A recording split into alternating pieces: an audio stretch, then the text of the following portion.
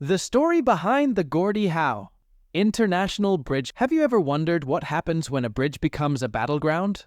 Not a place of war, but a struggle for control, change, and billions of dollars in trade. Imagine a crossing so vital that it shapes the economies of two nations. Yet, despite its importance, a new challenger is rising, bringing with it stories of old empires, modern necessity, and fierce resistance.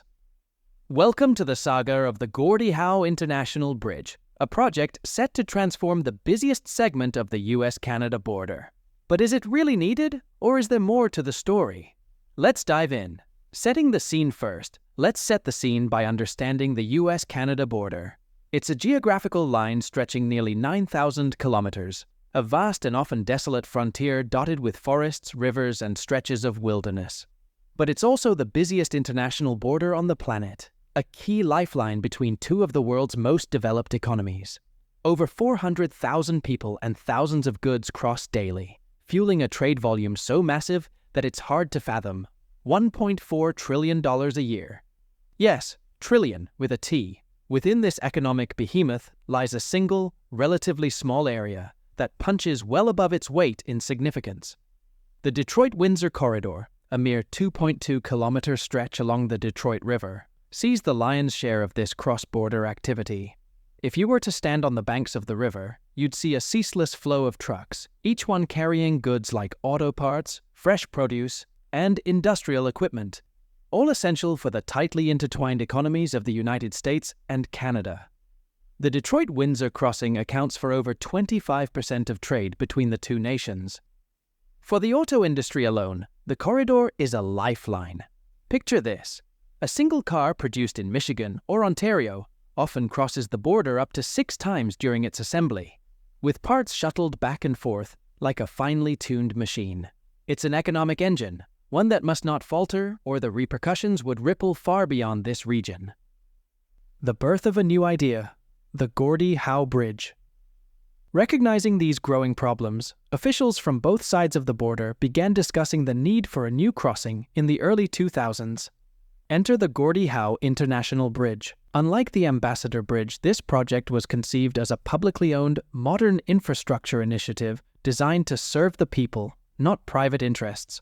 But why name it after Gordie Howe, you might wonder? Gordie Howe, affectionately known as Mr. Hockey, was a sports icon, revered in both Detroit and Canada. He played 26 seasons in the NHL, mostly with the Detroit Red Wings, and his grit, humility, and work ethic made him a legend. Naming the bridge after Howe was a deliberate choice, a nod to the shared cultural heritage between the two nations and a symbol of unity and resilience. It was more than a name. It was a statement of purpose. The Gordie Howe Bridge promised to be a marvel of modern engineering. At 2.2 kilometers long, it would become the longest cable-stayed bridge in North America, towering 220 meters at its highest point. The design featured 6 lanes for vehicles, plus a pedestrian and cyclist pathway, a first for a border crossing in this area. Unlike its predecessor, the new bridge would link directly to major highways, alleviating the truck traffic that had choked Windsor's streets for decades. The opposition, the battle with the Morons. But if you think this project was welcomed with open arms, think again. The Moron family, particularly Matty Moron, saw the Gordie Howe Bridge as a direct threat to their cash cow, and they weren't about to give up their monopoly without a fight. What unfolded next was a battle worthy of a legal thriller, complete with courtroom drama, political intrigue, and even a bizarre jail sentence. Matty Moron spent millions to block the construction of the new bridge. He filed lawsuit after lawsuit, each one aiming to delay or derail the project. His legal team argued that a second bridge wasn't necessary, claiming that the existing Ambassador Bridge was sufficient. At one point, Moron even attempted to fund a ballot initiative in Michigan that would require voter approval for any new international crossings. This was a calculated move to stoke fear about government spending, but voters ultimately rejected it. And then came the most surreal moment of all. In 2012, a judge found Matty Moron and his executive in contempt of court for failing to make court-ordered improvements to the Ambassador Bridge's infrastructure. Moron was jailed, albeit briefly, marking a dramatic turn in the battle over the bridges. Despite these theatrics, The Gordie Howe Bridge project pressed forward, buoyed by overwhelming public support and the realization that the Ambassador Bridge's monopoly had gone on long enough. Funding and logistics. A $6.40 billion gamble building.